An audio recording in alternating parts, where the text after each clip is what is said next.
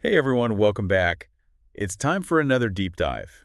And today we're tackling some pretty heavy stuff. Oh, yeah, buckle up. We are diving into the world of Martin Heidegger. One of the most influential but also controversial thinkers of the 20th century. Definitely. And we're going to be looking at his ideas about, well, art Technology, and even politics. and how all of these things connect to this thing called nihilism, Well, which, if you've ever felt like the world is losing its meaning, like nothing really matters anymore. yeah, that kind of empty feeling. Heidegger was grappling with that big time. And he had some thoughts. He did. He had a lot of thoughts. So our source material for this deep dive comes from a paper by Hubert L. Dreyfus. It's called Heidegger on the Connection Between Nihilism, Art, Technology, and Politics. Catchy title. Yeah, it gets right to the point. So let's start with nihilism. Right, because to understand Heidegger, we really need to understand what was going on in the philosophical world in the 19th and 20th centuries. So what was in the air back then? Well, thinkers like Kierkegaard and Nietzsche, they were already wrestling with this feeling that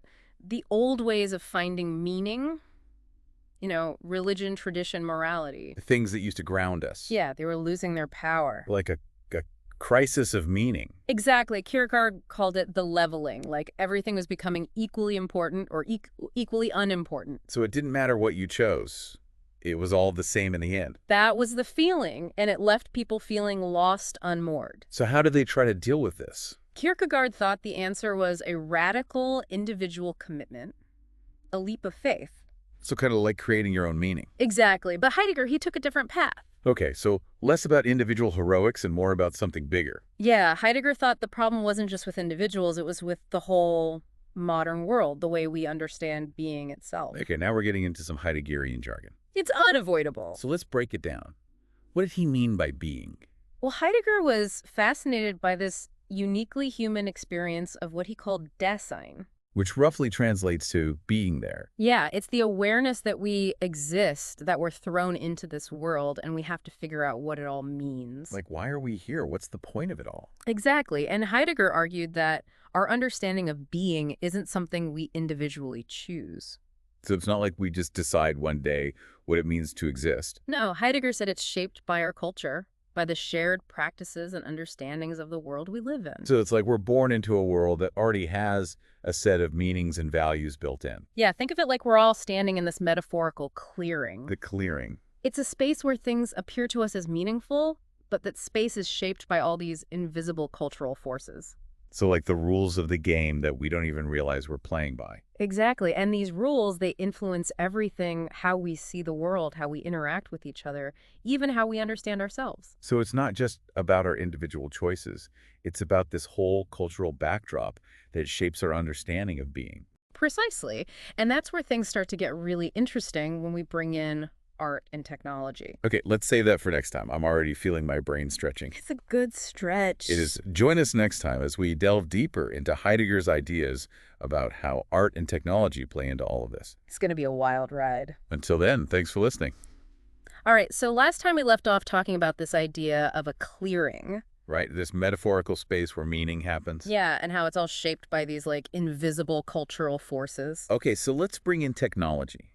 Because I know Heidegger had some pretty strong opinions about where tech was taking us. He did. He definitely did. But, before we go full doom and gloom, I think it's important to remember that Heidegger wasn't anti-technology. So he wasn't like telling everyone to ditch their smartphones and go live in a cabin in the woods. Not exactly. He understood that technology is, well, it's part of who we are now. Like we can't just uninvent it. Right. But he did see technology as something much bigger than just gadgets and machines. Okay, so more than just tools we use.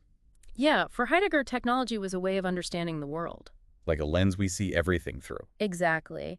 And the problem, as he saw it, was that this technological lens can reduce everything to a resource. So instead of seeing things for what they are, we just see them for what we can use them for. Yeah, like everything becomes standing reserve, just waiting to be exploited. Yeah, I see that.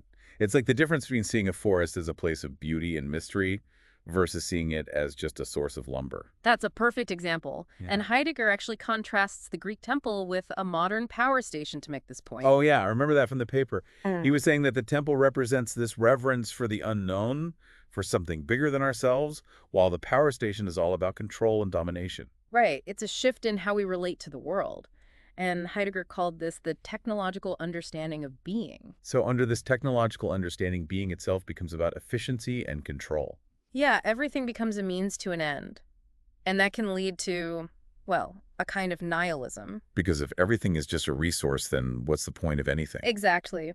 But, and this is important, Heidegger didn't think we were doomed. So there's hope. He believed there was a way to reclaim our relationship with technology. Okay, I'm intrigued. How do we do that?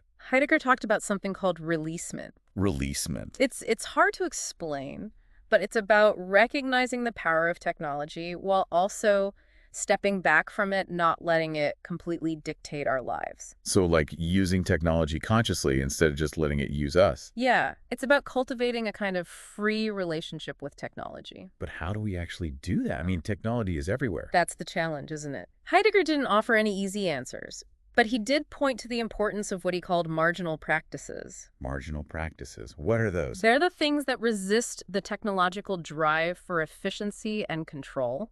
Like what? Give me some examples. Yeah. Well, Heidegger talked about things like friendship, spending time in nature, engaging with art.